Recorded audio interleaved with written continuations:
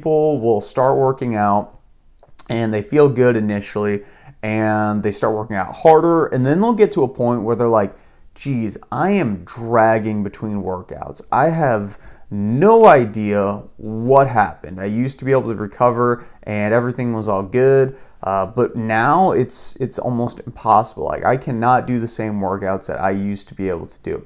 So let's talk about recovery 101. So these are kind of a few different things that we need to consider if you're feeling more tired after your workouts. The first thing, of course, is going to be sleep. So when you're sleeping, is your sleep disrupted at all? That should be one of the first questions. Do you feel yourself waking up multiple times throughout the night? Are you getting a full 7 to 9 hours of sleep? Okay? And I do want to differentiate here, because a lot of times people will be like, oh, 7 to 9 hours, that's fine. Yeah, no problem. But what people don't realize is that they think that their time in bed is the same thing as the time slept. So if they get in bed, they hop in bed at 10 p.m. and they wake up at 6 a.m., they think, I slept 8 hours. This is not the case at all. Because if you think about it, it's going to take probably at least 10 to 15 minutes for you to fully fall asleep. It's going to add a little extra time if you get up to use the restroom at all. And then you're kind of tossing and turning throughout the night as well, which can ultimately lead a lot of people to kind of getting some more disrupted sleep, right? So you're taking that 8 hours in bed and maybe dwindling it down to 7 hours. It's hard to say exactly, but your sleep is disrupted incredibly regularly, and if you're not getting maybe a little bit of extra time in bed to offset this is kind of how I look at it, you might be cutting yourself short. So when it comes to sleep hygiene, some of the things we know that will help sleep hygiene, not eating too close to bed. Some people can get away with this, but specifically if you're eating before bed, maybe having something that's a little bit higher in carbs, moderate in protein, kind of lower in fat, if you're trying to get the most out of it. Just eating throughout the day too, I should say. If you're eating consistent meals that are of equal macronutrients, so you're not getting huge blood sugar spikes, that will help you to sleep a lot better too. Versus if you're constantly going up and down and up and down, you're spiking your blood sugar, eating unhealthy processed stuff, right, throughout the day. That's going to make sleep a little bit tougher for you. When it comes to caffeine too, a lot of people don't realize the effects of caffeine and alcohol when it comes to your overall sleep hygiene. So these things will greatly affect how your sleep quality is. You may be able to fall asleep perfectly fine, but people don't realize that when you're sleeping, the overall quality of your sleep stages goes down tremendously. You don't sleep as well. And those can kind of lead to some of that disrupted sleep that I talked about at the beginning. So try to cut off your caffeine, ideally about 12 hours before you're going to fall asleep, maybe a little bit less. It depends. Some people can metabolize caffeine a little bit better, but caffeine can actually stay in your system for 12 hours after you drink it. About a quarter of the caffeine you take will be in your system 12 hours after you drink it. So just realize that. And another great hack that I like to use for sleeping well is to make sure I have a set bed time, but also have a set wake up time. So having set times in the morning and at night where you wake up and go to sleep are going to be incredibly important in keeping your circadian rhythm ultimately in check. A lot of times people will just have a alarm clock in the morning, but we really should have an alarm clock at night that tells us, hey, it's 9 p.m. or whatever, it's time for me to go to bed, because that will bring that regularity to your life. And the more regular that you're going to bed and falling asleep, the better you're going to feel throughout the day, the better your circadian rhythm is going to be, and basically all the functions in your body are going to work 10 times better if you are doing that consistently. So that is one way to really focus on recovery and if you're feeling more tired after workouts. Also look at stress too. This is one thing that I talk to a lot of people about. People don't realize that stress is stress, and your stress from your workouts is still stress. Your stress from your family matters is still stress. Your stress from your job is still stress. even though some of those stresses might be good stresses and they're good for you, they still all compound on your overall system, and this needs to be accounted for. So maybe you're somebody who does their normal workout routine, and you're noticing you're feeling more tired. Well, has there been an increase of stress recently in your life? Do you have a new baby? Do you have a new job? Do you have some conflicts with your relationships, money stresses, all these different things that we deal with? Is some of that kind of creeping up in your life that you notice, right? Even though it might not seem like a lot, when this is built up over time, yes, these stresses can make a profound difference on how well you cope through your workouts, how much energy you have throughout the day, and can ultimately make it 10 times tougher for you to basically recover from your workouts. So think about stress as like a bucket, and every single thing you put a workout in, that's a little bit of water. You put in some stress from your relationships, that's a little bit of water. And at some point it's going to tip over, and that's when usually people start to notice their workouts start to suffer, and they don't feel as good.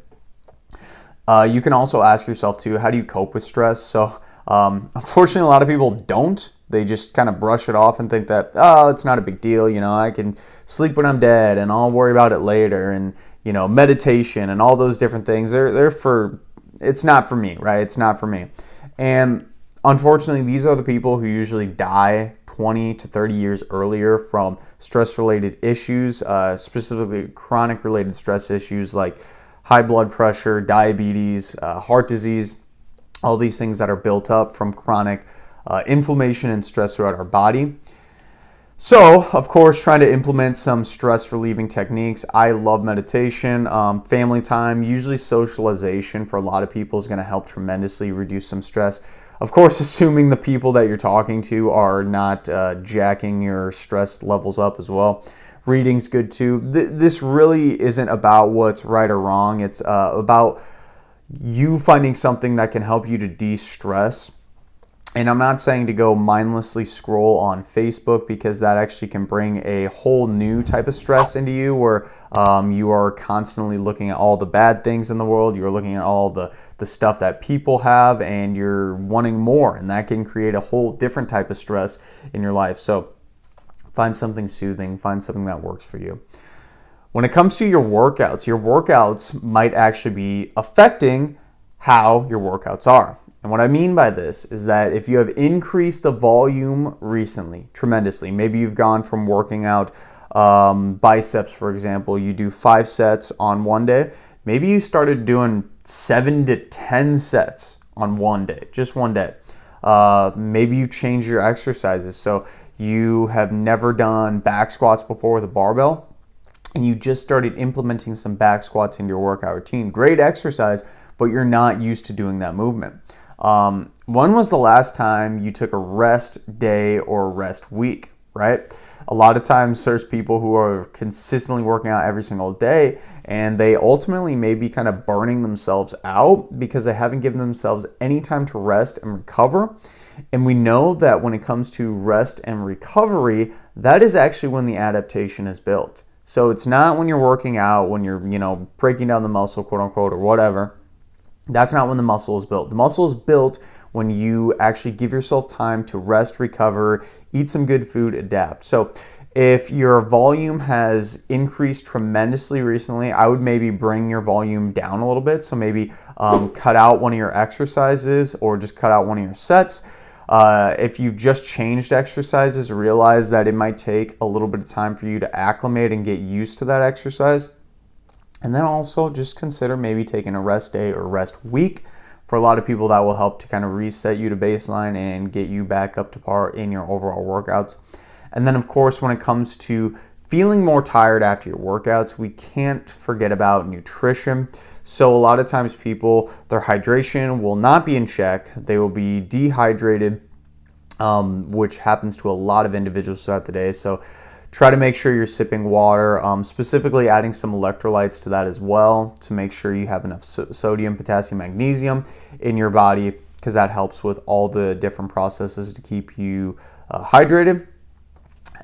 Also, you could maybe have just lowered your calories recently. So if you're somebody who's in the process of dieting, if you have bumped your calories down a lot, maybe like 500 calories, and you just started a new workout routine, you're probably going to feel pretty tired because your body is not used to working out under those lower calorie budgets. And usually you will be able to kind of get used to this at some point, but some people do it so much with their calorie cutting that it's so drastic that they honestly can't they can't come back from it. So make sure that when you are cutting calories, you do it slowly for this specific reason. You don't want to do it too slow or too low, I should say. You do want to do it slow. You don't want to do it too low to the point that you don't have anything, no calorie reserves to pull from to even have a somewhat good workout. Let's be honest, when you are trying to lose weight and you're cutting calories, you will have a slight lack of energy. That's bound to happen with anyone. But the thing about it is you can do it in a sustainable and safe way where it's a little bit slower. And kind of assess this too. Some people can work out on really low calories and they're totally fine. Some people are having a heyday doing it as well. So you'll kind of have to play around for yourself on what works for you. Another thing to consider when it comes to recovering better after workouts and just feeling better and more energetic is the types of food you're eating. So if you're eating whole foods with a lot of micronutrients and overall good nutrition, that's going to make you feel, of course, a lot better versus if you're eating junk food, that's going to have much less nutrients, isn't going to make you feel as good. And also on the flip side too, you can equate calories. So you might be eating 2,000 calories of whole foods and 2,000 calories of junk foods.